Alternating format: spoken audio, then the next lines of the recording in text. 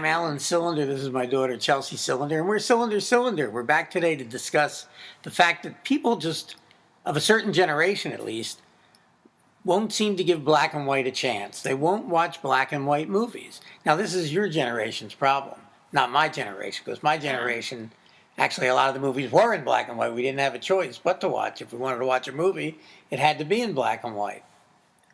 Yeah, I think unfortunately that's the case. I'm not like that personally because I'd say if you go through my list of favorite movies, half of them are in black and white.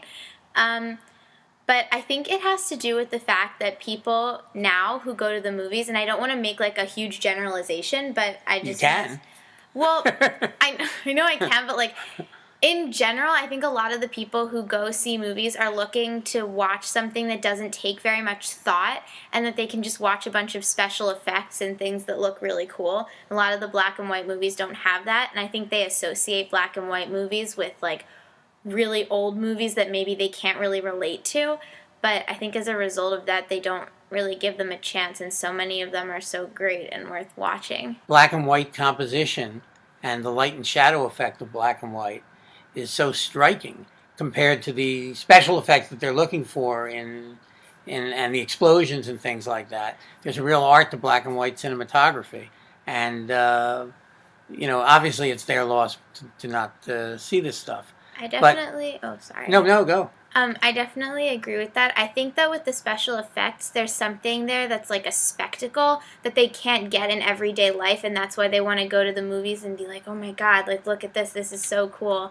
Like all these people are flying around doing crazy things. There's lots of explosions and things like that, and you can't really get that spectacle in black and white movies, even though the black and white movies may be spectacular. You know what I mean? Yeah, it's a good point, but the reality is there's even spectacular black and white movies. Well, there's yeah. some silent movies like Metropolis and The Original Thief of Baghdad that have a lot of spectacular special effects, spectacular for the time.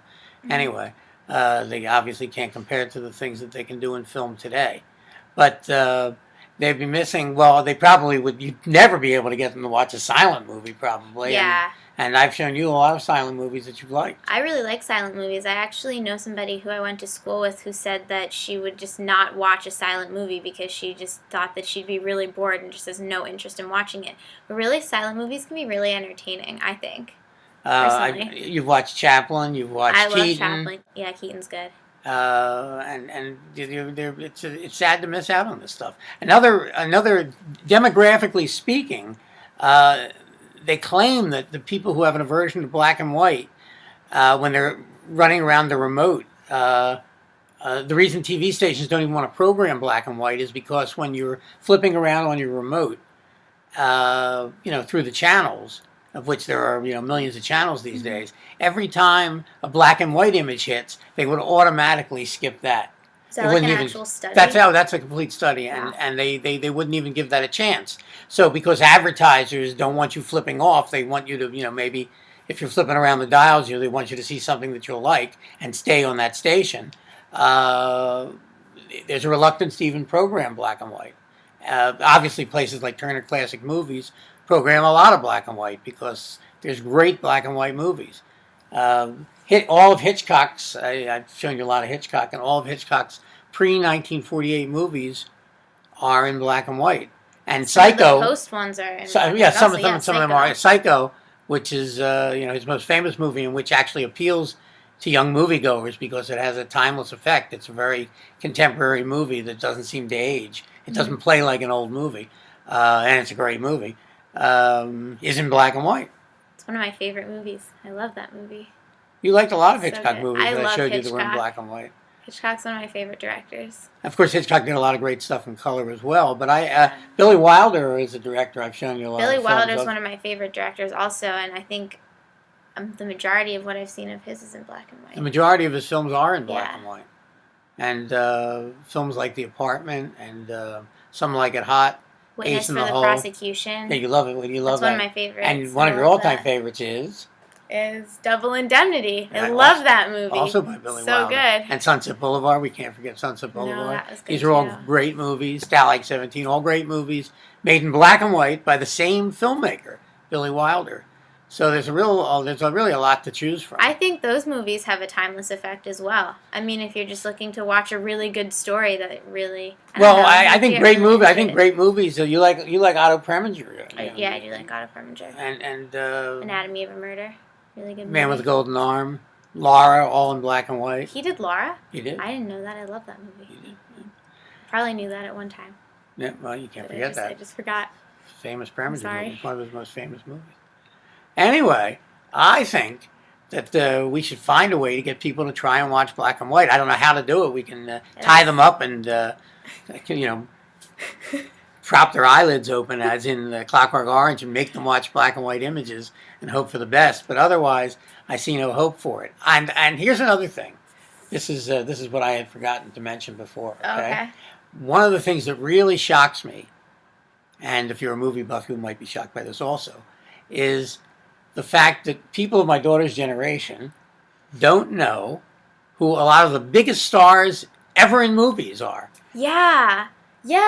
Like I was playing Apples to Apples, which I'm sure a lot of people know that game. But basically, I don't know that game. You don't know Apples to Apples? I don't think so. I got to teach you Apples to Apples. But so you would pick up a card, and somebody who I was playing with picked up a card, and they showed me the name of the card, and they were like, "I don't know who this is. Do you know who this is?" And it was Grace Kelly. I was just like, how do you not know who Grace Kelly is? I mean, she was a princess in addition to being a movie star. Another one was Clark Gable. They didn't know who that was either. Yeah, when you told me that, I found that shocking because it seems like everybody has seen Gone with the Wind, and that stars Clark Gable. I think Grace Kelly is even more shocking, though, than Clark Gable. To me, Clark Gable more so than Grace Kelly, but both would be shocking. It's unbelievable. I know someone that's never seen a film with Cary Grant in it. I mean, he made so many movies, and so many are great. How can you not have seen a movie with Cary Grant in it? Everybody seems to know Marilyn Monroe, but that's about where it begins and ends, I think, with old-time movie stars. I mean, do people know William Holden? Do they know Gary Cooper? I don't think so. I mean, I think they know some of the directors. Like, I think everybody knows Hitchcock. And that's where that might end also. Yeah. Would they know John Ford? Would they know Howard Hawks? No. Only if they're real movie buffs, maybe. Well, they might, but they might also know people like Judy Garland, also maybe. I would hope. John Wayne, probably. Yeah, but otherwise, and a lot of these great people did their work in black and white, so it's a real conundrum, and we don't know how to fix it. That's all I have to say on the subject of black and white. If you have any thoughts, contact us. Yes, please, because we need to hear from you. We need to keep black and white alive. I might add that there's a new movie coming out, which I've had the pleasure of seeing, that is in black and white and CinemaScope, and it's Alexander Payne's new movie, Nebraska, a terrific movie. And let's not forget The Artist. The Artist was in black and white, silent. and a silent movie. Yeah. So there's still some hope, but not much.